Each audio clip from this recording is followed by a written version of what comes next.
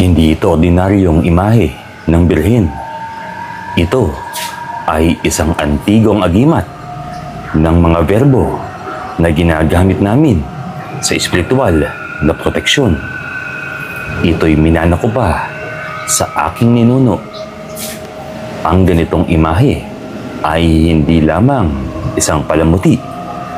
Ito ay buhay na agimat na binaspasan upang magtaboy ng mga masamang nilalang, ng mga mangkukulam, ng mga aswang, at mga itim, ng mga kaluluwa, pati na rin mga lamang lupa.